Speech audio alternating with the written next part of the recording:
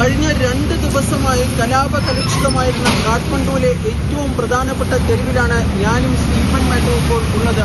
നമുക്കിവിടെ കാണാം, ദൃശ്യങ്ങളിൽ കാണാം, ഈ സ്ഥിതിഗതികളൊക്കെ ഏതാണ്ട് സാധാരണ നിലയിലേക്ക് എത്തുന്ന ഒരു സാഹചര്യമാണ് നിലവിലുള്ളത്.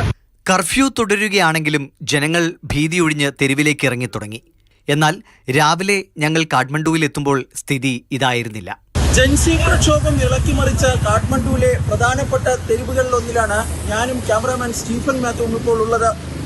കഴിഞ്ഞ ദിവസം സൈന്യം കർഫ്യൂ ഏർപ്പെടുത്തിയിരുന്നു. ആ കർഫ്യൂ ഇപ്പോഴും തുടരുകയാണ്. അതുകൊണ്ടാണ് ഈ പ്രദേശത്ത് പൂർണ്ണമായും വിജനമാണ്.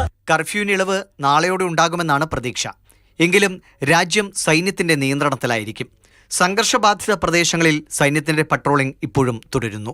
കലാപമുണ്ടായ കാഠ്മണ്ഡു ഉൾപ്പെടെയുള്ള നേപ്പാളിലെ പല പ്രദേശങ്ങളിലും ഇപ്പോൾ സൈന്യത്തിന്റെ പൂർണ്ണ നിയന്ത്രണത്തിലാണ്. സൈന്യം കർശനമായ പരിശോധനകൾ നടത്തുന്നുണ്ട്. ഏതാണ്ട് ഒരു ലോക്ക്ഡൌണിന്റെ സമാനമായ ഒരു സാഹചര്യമാണ് ഇപ്പോൾ നേപ്പാളിൽ നിലനിൽക്കുന്നത്. പ്രധാനമന്ത്രി പദം രാജിവെച്ച് KP ശർമ്മ ഒലി നാടുവിട്ടതോടെ ഇടക്കാല പ്രധാനമന്ത്രിക്കായുള്ള ചർച്ചകൾ തുടരുന്നു.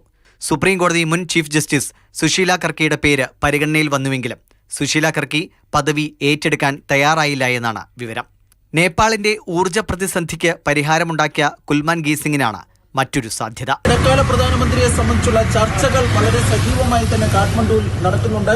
ഏറ്റവും പുതുതായി ലഭിക്കുന്ന വിവരം അനുസരിച്ച് നേപ്പാൾ ഊർജ്ജ അതോറിറ്റിയുടെ മുൻ മാനേജിംഗ് ഡയറക്ടറായ കുൽമാൻ ഗീസിംഗ് ഇടക്കാല പ്രധാനമന്ത്രിയാകാനുള്ള സാധ്യത ഉണ്ട് എന്നാണ് പറയപ്പെടുന്നത്. അഴിമതി വിരുദ്ധ പ്രക്ഷോഭം നടത്തിയ ജൻസികൾക്ക് കൂടി താല്പര്യമുള്ള ഒരാളിലേക്കാകും ചർച്ചകൾ എത്തിച്ചേരുക.